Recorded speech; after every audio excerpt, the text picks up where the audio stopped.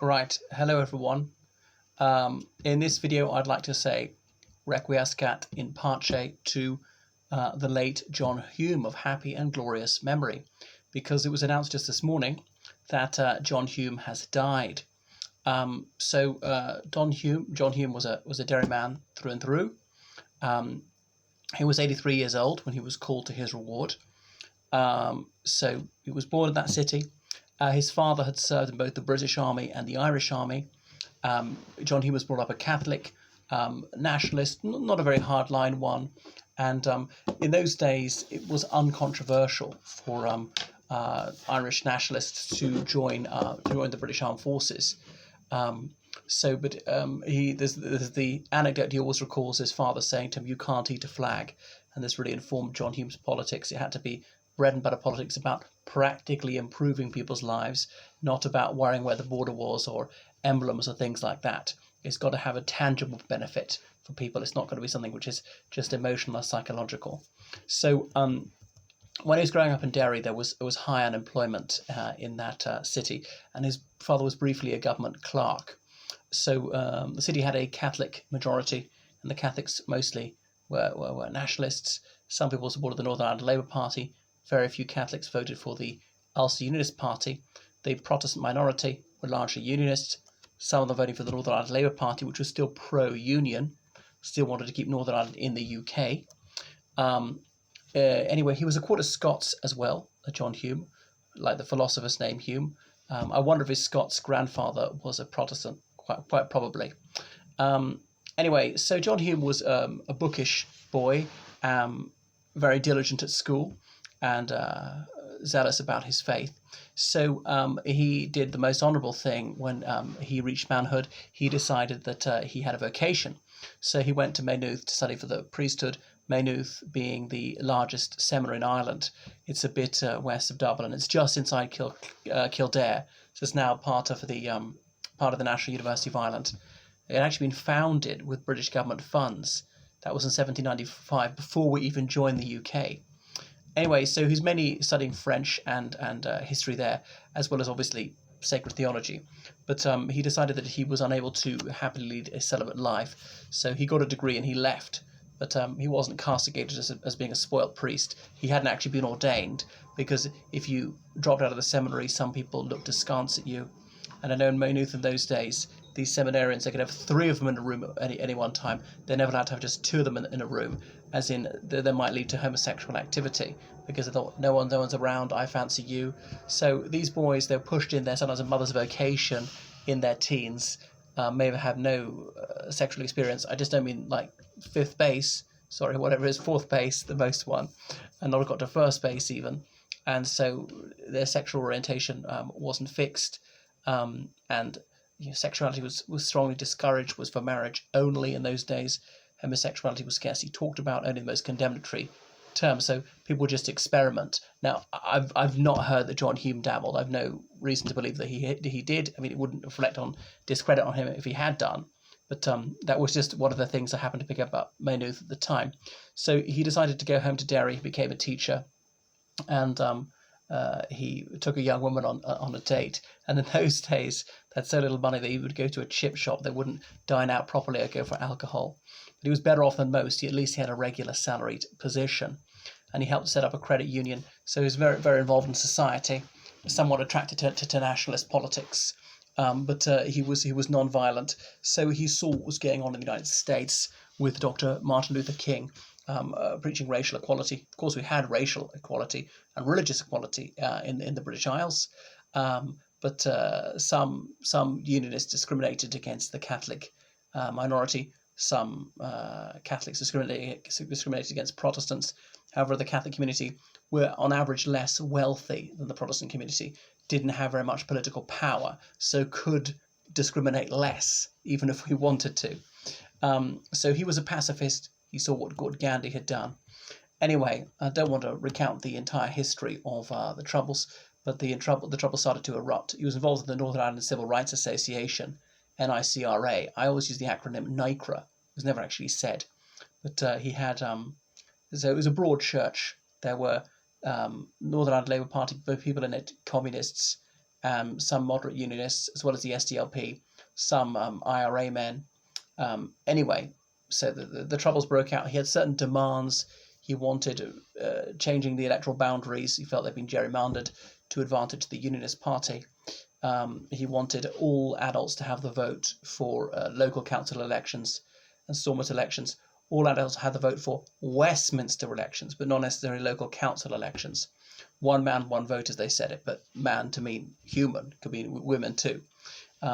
He wanted the disbandment of the B Specials, which was a branch of the Royal Ulster Constabulary, i.e. the police, a repeal of the Special Powers Act, and a points-based system to allocate council housing, because there could be favouritism there, and sometimes that was sectarian, or partly is because if someone is a Protestant, there's like a 98% chance they're going to vote either Unionist or Northern Ireland Labour Party. And if there's a Catholic, it's about 5% chance you're going to vote Unionist, and maybe actually quite high, maybe a 30% chance you vote Northern Ireland Labour Party, something like that. Well, the Unionist Party really want to vote for themselves. Northern Ireland Labour Party didn't like that much, but the NILP was at least pro-UK.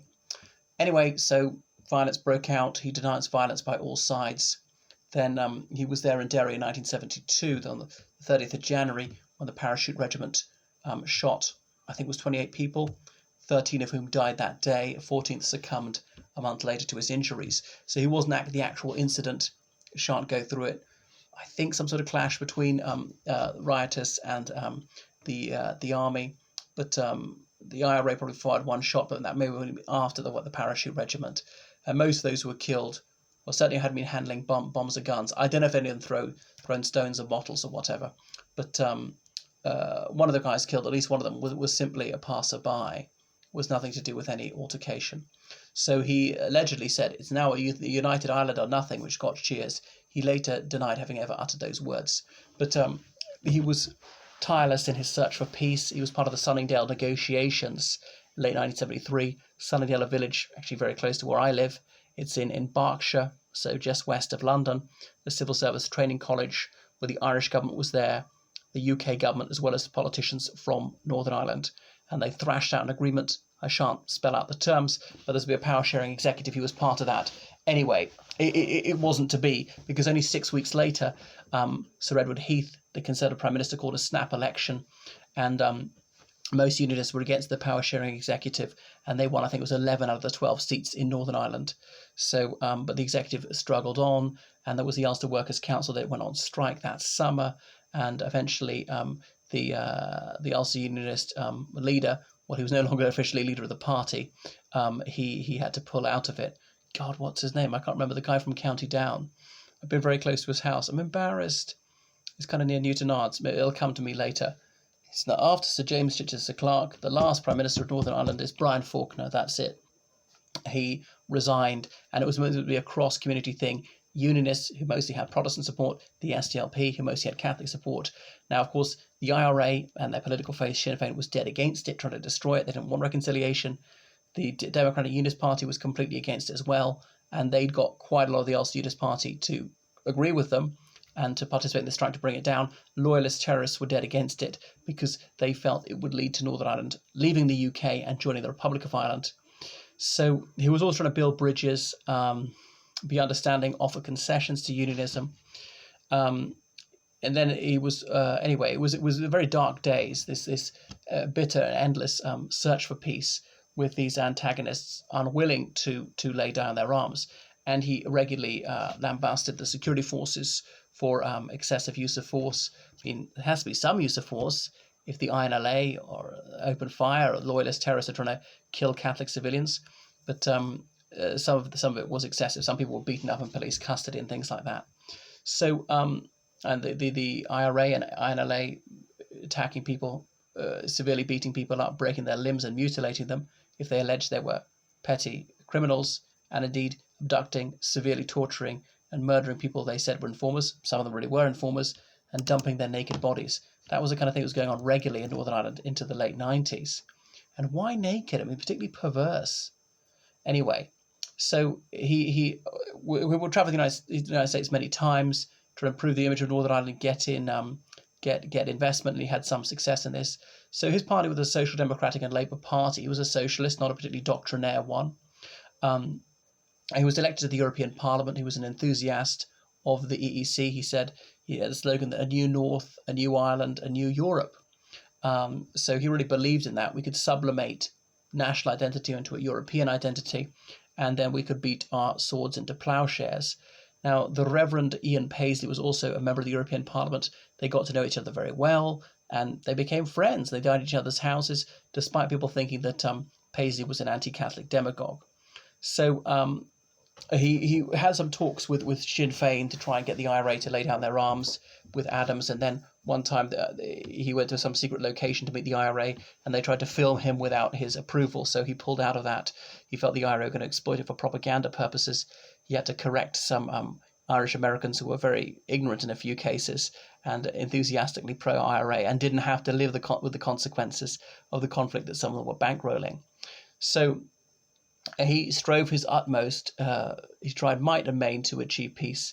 And then there was an occasion when he attended the funeral of one of the Trouble's victims. I think it was a Catholic young man who was murdered by loyalist terrorists just for being a Catholic. And at the funeral, the father of the victim pleaded with John Hume to continue his endeavour to end the conflict. And John Hume was so touched by that, he was in floods of tears. So the SDLP, his party, they quickly won control of Derry City Council, and so they had the mayor of Derry, but they said, we're so fair-minded, we're going to rotate it. We'll elect a unionist mayor on alternate years. So quite often it was a DUP person. And because he said one thing is, we've got to have real unity, which is a unity of hearts and minds. Even if the IRA succeeded and unionists absolutely hated us, well, and being part of the Republic of Ireland, that would be bad. So anyway, he was vaguely nationalist, not a particularly showy nationalist, not really a flag waver, not really into the Irish language as far as I can tell. So what else? So he stepped down as the leader of the party. I can't quite remember when, just before the millennium. And he had talked about standing for the presidency of Ireland in 1997. Bit of a pity he didn't, but he felt the peace process needed his full-time commitment. And then it was achieved. Bonner came up in that Concert for Peace. He had a good working relationship with the Ulster Unionist Party by this stage, the Alliance Party and so on. Seamus Mallon was his number 2 of the party for a long time. Seamus Mallon, who died just last year. But they didn't always get along. Seamus Mallon felt that Hume wasn't hard enough on the IRA and INLA. Hume had been against internment. He'd gone on hunger strike outside Downing Street for this. Well, only for like one day. That wasn't going to do much good. He was quite a chubby chap. He had maybe quite a feeble voice. I mean, a morally good man. His heart was in the right place. I don't agree with him on everything, but I don't think he ever told a lie. He never did anything bad in his personal life. He was a cricket fan, and apparently he was welcome at Derry City Cricket Club, even in the darkest days of the Troubles, when there was quite a lot of sectarianism. But anyway, he latterly suffered dementia, which is why he wasn't seen in public for quite a few years. So a sad degeneration for a man whose vision, whose aspiration for peace and amity across Ireland finally came to fruition. So he's the real unsung hero of the Troubles. That's John Hume. Goodbye.